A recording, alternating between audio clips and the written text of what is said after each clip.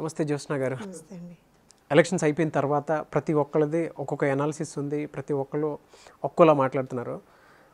ఇక్కడ ఏంటంటే జనసేన ఓట్లు కీలకం అని చెప్పేసి అంటున్నారు. సో జనసేన ఓట్లు ప్రధానంగా మనం తీసుకుంటే కాబోయే ముఖ్యమంత్రిని డిసైడ్ చేస్తాయా?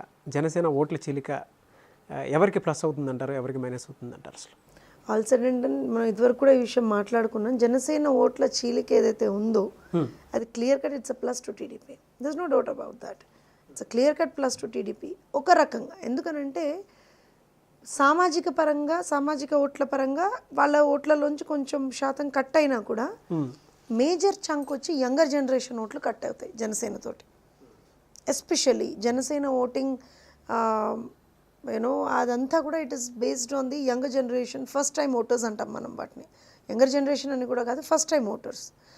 కాకపోతే ఒక చిన్న అంటే when I spoke with couple of number of people, అందరూ చెప్పిన ఆన్సర్ ఏంటి అంటే, అందరూ ఎక్స్ప్రెస్ చేసిన డౌట్ ఏంటి అని అంటే, ఎలాగో ఈయన పార్టీ రాదు కాబట్టి అధికారంలోకి వేసి మా ఓటు వేస్ట్ చేసుకోవాలనా అనేటువంటి ఒక కాన్సెప్ట్లో అయితే కొంతమంది ఉన్నారు. So their votes would be deciding factor only up to certain extent. అంత పెద్ద డిసైడింగ్ ఫ్యాక్టర్ ఏం కాదు. కానీ త్రిముఖ పోటీలాగా అయితే మ్యాక్సిమం నెంబర్ ఆఫ్ కాన్స్టిట్యున్సీస్లో అసలు ఎక్కడా లేదు.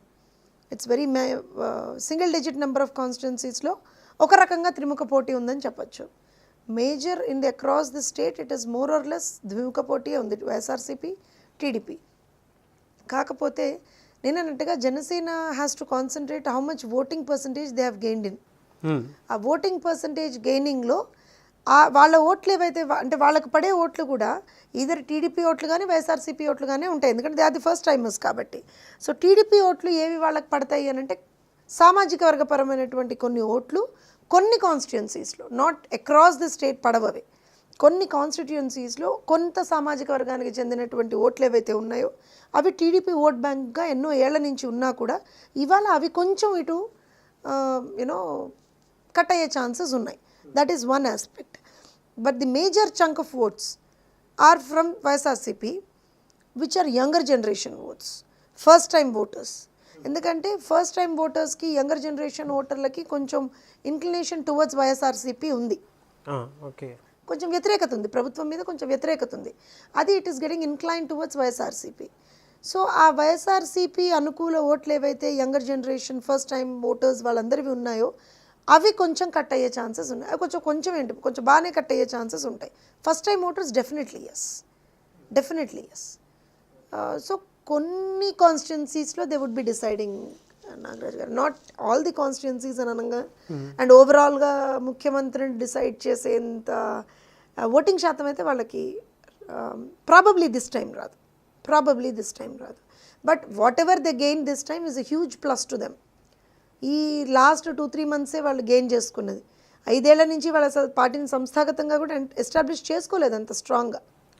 సో ఈ 3-4 months what all efforts that Pawan Kalyan garu has put in, that's only helping them out. ఇప్పుడు ఎలక్షన్స్ అయిపోయిన తర్వాత ఒక వేవ్, అంటే ఒక్కొక్కరు ఒక్కో రకంగా చెప్తున్నారు. మీరు చూసే వేవ్ ఏది కనిపిస్తుంది అంటారు? ఏపీలో ఏ విధంగా ఉంది అసలు? Definitely there is no hung. As far as we can see, clear cut verdict ఇస్తారు ప్రజలు, ఇదర్ ఇటైనా అదైనా. But more or less with the increased voting percentage, increased women voting, ఇవన్నీ చూస్తే కొంచెం ఇన్క్లైన్ టువర్డ్స్ టీడీపీ అని అనిపిస్తుంది. ఎట్లా, అదే ఎలా చెప్పగలుగుతారు మీరు? చాలా డిబేట్స్లో చెప్పాను ఈ విషయం, చాలా ఇంటర్వ్యూస్లో. లబ్ధిదారులు ఎవరైతే ఉంటారో, ప్రభుత్వ పథకాల లబ్ధిదారులు ఎవరైతే ఉంటారో, they always vote for the government. లబ్ధి పొందని వాళ్ళు, నిరుద్యోగులు, people who have got something against the government, వాళ్ళే ప్రభుత్వానికి వ్యతిరేకంగా ఓట్లేస్తారు. అయితే ఇక్కడ జరిగినది ఏంటి అని అంటే, ఎస్పెషల్లీ లాస్ట్ మినిట్లో ఏదైతే పసుపు కుంకుమ అని ఒక పథకం వచ్చింది చూసారా, అది it has become a huge changing factor అండి. All said and done. దానికి తోడు ఈవినింగ్ అవర్స్ ఓటింగ్ ఏదైతే జరిగిందో, ఈవినింగ్ 5 o'clock నుంచి, దట్ ఎక్స్ట్రా ఓటింగ్ అన్నాను చూసారా మనం, మార్నింగ్ నుంచి ఓట్లు పడకుండా ఈవీఎంలు మొరాయించి అటు ఇటు అయిన తర్వాత ఈవినింగ్ 5 o'clock నుంచి midnight వరకు జరిగిన ఓటింగ్ ఏదైతే ఉందో, that was clear cut women voting. అది క్లియర్ కట్ ఉమెన్ ఓటింగ్. ఆ ఉమెన్ ఓటింగ్లో maximum chunk of voting has gone towards TDP. Last minute పసుపు కుంకుమ ఎఫెక్ట్ అది. All said and done. ఆ లాయల్టీ అలా ఉంటుందండి, మీరు ఏమన్నానండి, ఆ లాయల్టీ అట్లా ఉంటుంది అంతే. అది ఇంకోటి ఎట్లా ఉంటుందంటే ప్రజల మనస్తత్వం, అంటే ఎస్పెషల్లీ లబ్ధిదారులు, సంక్షేమ పథకాలు కోరుకునే వాళ్ళు, ప్రజలు, మహిళలు, వీళ్ళలో ఎలా ఉంటుంది అని అంటే, ఎస్పెషల్లీ ఒక పథకం రాగానే, ఆ పథకాన్ని నుంచి మనకు కొంచెం బెనిఫిట్ రాగానే నెక్స్ట్ ఇంకోటి వచ్చి ఆ పథకాన్ని పెంచుతాడా, తగ్గిస్తాడా, లేకపోతే ఏంటి అనేటువంటి ఆలోచన, ఆ డౌట్ మనకు రాకూడదు అనుకుంటాం మనం. ఇప్పుడు ఫర్ ఎగ్జాంపుల్ పసుపు కుంకుమ కింద ఈయన 20,000 ఇస్తున్నా అంటున్నాడు. జగన్ గారు రేపు పొద్దున్న నేను ఇంకా చాలా చేస్తాను ఆడవాళ్ళకని చెప్పారు. కానీ ఆయన వస్తాడో చేస్తాడో లేదో అనేటువంటి ఒక డౌట్ వీళ్ళకు ఉంటుంది. సో వీళ్ళు ఏం చేస్తారు, ఆల్రెడీ ఇస్తున్నాడు కదా ఈయన, దీన్ని తగ్గించాడు కదా, పెంచుతాడో లేదో తెలియదు కానీ దీన్ని తగ్గించాడు కదా, ఆ మైండ్ సెట్లో ఉంటారు అనమాట, మోర్ ఆర్ లెస్. ఇప్పుడు తెలంగాణలో కూడా తీసుకోండి, పెన్షన్లు ఉన్నాయి, 1,500 పెన్షన్ ఉంది. నేను ఆ 1,500 పెన్షన్ని నేను 3,000 చేస్తా అన్నాడు, 3,000 2,000 ఏదో చేస్తా అన్నాడు కేసీఆర్ గారు. కాంగ్రెస్ వాళ్ళు వచ్చి మేము దాన్ని 3,000 చేస్తామన్నారు. వాళ్ళు వచ్చి చేస్తారో తెలియదో, చేస్తారో చేయరో తెలియదు, కానీ ఈ మనిషి అది ఆల్రెడీ 1,500 ఇస్తున్నాడు కదా. ఇప్పుడు వాడు వస్తే కనీసం ఇది కూడా తీసేస్తే, ఇది తీసేస్తే, సో ఐఎమ్ లూజింగ్. ఇది ఎవరి ఆలోచన ఉంటుంది, యూజువల్గా సంక్షేమ పథకాల లబ్ధిదారుల ఆలోచనలు మ్యాక్సిమం ఈ కాంటెక్స్లలో ఉంటాయి. అందుకనే మీరు చూడండి, ఎప్పుడు కూడా చూడండి, తెలంగాణలో కూడా జరిగింది అదే. లబ్ధిదారులు ప్రభుత్వం అనుకూలంగా ఓట్లేస్తారు. Educated unemployed youth plus people who have not gained some communities, some sectors who have not been a part of this, ఈ సంక్షేమ పథకాలలో వాళ్ళకి పార్ట్ పార్సల్ కానప్పుడు వాళ్ళు they vote against the government. So ఎప్పుడైతే ఈ బ్యాలెన్స్ ఉంటుంది చూసారా, వీళ్ళు అనుకూలంగా వీళ్ళు ప్రతికూలంగా ఉన్నప్పుడు ఏది ఎక్కువైతే వాళ్ళు గెలుస్తారు. తెలంగాణలో జరిగింది, ఇది అనుకూలం ఎక్కువైంది, ప్రతికూలం అసలు చాలా తక్కువ పడ్డాయి ఓట్లు. సో డెఫినెట్గా these guys have come in. ఇప్పుడు అక్కడ మరి I am also pretty interested to know, మరి అనుకూల ఓట్లు ఎక్కువ పడ్డాయా, ప్రతికూల ఓట్లు ఎక్కువ పడ్డాయా అని. కానీ కొంచెం వస్తున్న ఇన్ఫర్మేషన్ ప్రకారం అయితే it is tilting towards TDP. So ఆ విధంగా చెప్తున్నాయంట. వైఎస్ఆర్సీపీ శ్రేణులకు నచ్చకపోయినా కొంచెం అనిపిస్తుంది. But we also want, let's hope who ever comes in, Jagan గారు వచ్చినా, చంద్రబాబు నాయుడు గారు వచ్చినా, వాళ్ళ స్వప్రయోజనాల కోసం కాకుండా రాష్ట్ర ప్రయోజనాలను దృష్టిలో పెట్టుకొని పరిపాలన కొనసాగించాలని అయితే అందరం ఆకాంక్షిస్తున్నాం. ఇటు అంటే ఒక విమర్శ ఒకటి బయట నుంచి వినిపిస్తుందండి, ఏంటంటే జగన్మోహన్ రెడ్డి గారు వస్తే, ఒకవేళ అంటే వైఎస్ఆర్సీపీ అధికారంలోకి వస్తే రౌడీయిజం వస్తుందని చెప్పేసి అంటున్నారు. దాని మీద మీ ఒపీనియన్ ఏంటండి? ఇప్పుడు ఇదే మాట వైఎస్ రాజశేఖర రెడ్డి గారు అధికారంలోకి వచ్చే ముందర కూడా అన్నారండి. Because factionism, his place that he comes from, or ఆయన ఫ్యామిలీ బ్యాక్గ్రౌండ్, ఇవన్నీ కూడా అలానే ఉన్నాయి.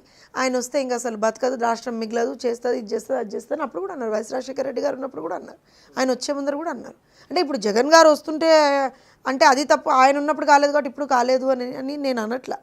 ఏంటంటే యూజువల్గా ఇలాంటి నెగిటివ్ ఆస్పెక్ట్స్ అనేవి ఖచ్చితంగా బయటకు వస్తాయి. We have not seen what Jagan is. ఇప్పటి వరకు కూడా మనకు కనపడింది, జగన్ విషయంలో కనపడింది ఏంటి, నెగిటివ్ యాక్టివిటీసే బయటకు వస్తున్నాయి. ఆయన పాదయాత్ర చేసిండ్రు అని అన్నా కూడా దానికి కూడా నెగిటివ్ యాక్టివిటీసే పక్కన పెట్టారు. ఓదార్పు యాత్ర చేసినన్నా కూడా దానికి కూడా నెగిటివ్ అట్రిబ్యూట్స్ కట్టబెట్టారు. అంటే మనం ఇప్పటి వరకు కూడా ఆయనకు సంబంధించి ఒక పాజిటివ్ ఫ్యాక్టర్ని కూడా చూడలేకపోతున్నాం ప్రజల్లాగా. ఇప్పుడు ఫర్ ఎగ్జాంపుల్ చంద్రబాబు నాయుడు గారిని తీసుకున్నాం అనుకోండి, ఆయన ఏమేం చేసిండు అంటే ఇన్ని నెగిటివ్స్ చేసినా ఇన్ని పాజిటివ్స్ చేసిండని కనపడుతున్నాయి. ఎందుకంటే ఆయన అధికారంలో ఉన్నాడు కాబట్టి. ప్రతిపక్షంలో ఉన్న వాళ్ళు ఎప్పుడు ఏది చేసినా కూడా దాని వాట్ షుడ్ ఐ సే, దాని పాజిటివ్ ఎఫెక్ట్ అంత కనపడదు, ఎప్పుడు కనపడదు. అధికారంలో ఉన్న వాళ్ళకు ఉండే బెనిఫిట్ ఏంటి అంటే, వాళ్ళు మంచి చేసినా చెడు చేసినా సరే మంచి కొంచెం ఎక్కువగా కనపడుతుంది. ప్రతిపక్షంలో ఉన్నవాడు మంచి చేసినా ఎప్పుడు అది కనపడదు, చెడే కనపడుతుంది. అందుకే ఏ పార్టీ అని అధికారంలోకి రావాలని ఎందుకు కోరుకుంటుంది, ఇందుకే కోరుకుంటుంది. సో రౌడీ రాజ్యం వస్తుంది, ఇదే వస్తుంది, అది వస్తుంది, దట్స్ ఆల్ పీపుల్ ట్రూలీ సే. ఎందుకు అని అంటే నేను అంటున్నా కదా, ఎగ్జాంపుల్ చెప్తున్నాను కదా, వైఎస్ రాజశేఖర రెడ్డి గారు వచ్చినప్పుడు కూడా ఇదే మాట అన్నారు. కానీ ఆయన రైతులకు చేసింది ఎవరూ చేయలేదు. He was the first person to do something for the farmers. He was the first person to talk about free current. He might have his own reasons. ఆయన అవినీతి చేసిండా ఏం చేసిండా పక్కన పెట్టేయండి, but he thought of certain schemes which nobody else thought of till then. ఆయన తర్వాత వచ్చిన వాళ్ళు చాలామంది చేసి ఉండొచ్చు, కానీ ఒక థాట్ ప్రాసెస్ అయితే ఆయనకు వచ్చింది కదా. అలాంటి ఒక థాట్ ప్రాసెస్ మరి జగన్ గారికి ఉందో లేదో మాకేం తెలియదు, కనపడతారు. ఎందుకంటే ఆయన ఇప్పటివరకు అధికారంలోకి రాలేదు. వస్తే ఏమైనా తెలుస్తుందేమో.